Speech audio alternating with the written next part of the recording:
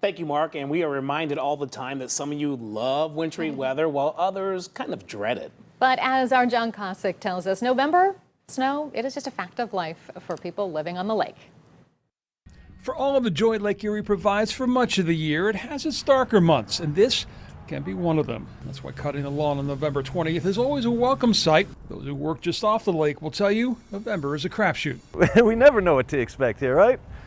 I mean, it's probably the greatest day I've seen in a long time, though, for November. And tomorrow? I'm sleeping in. Yes, he knows the weather can change, and like an hour later, it did. He's watching the forecast for the rest of the week, and so too are the folks at ODOT.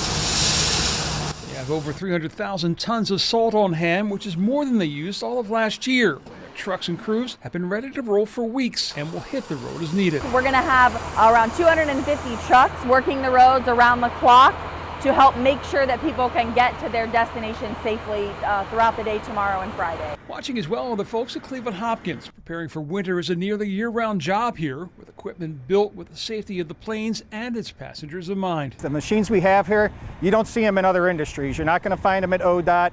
You're not going to find them in construction sites or anything like that. They are specific to airports. They're specific to runway maintenance. They can't use salt on the runway, so they rely on other chemicals, along with plows, blowers, and brushes. Our main goal is to clear the runways within 30 minutes. That's our target. That's what we aim to do every time. This is a week many who follow lake effect snow have circled on their calendars, especially on the eastern side of the lake. This is video from 10 years ago this week, when Buffalo got hit with 7 feet of snow in 5 days. A storm that had people shoveling their walks and their roofs. It's pretty deep. I'm glad I'm up here. It's been horrible.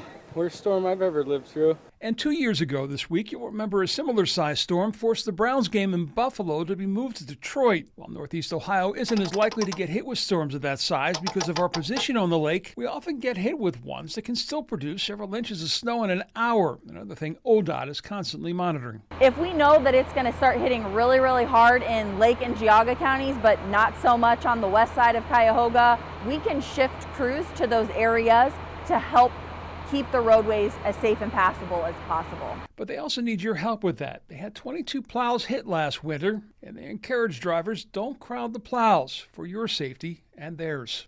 In Cleveland, John Kosick, News 5. And make sure you've downloaded the News 5 app. You'll get weather alerts sent right to your phone so you know what to expect before leaving the house.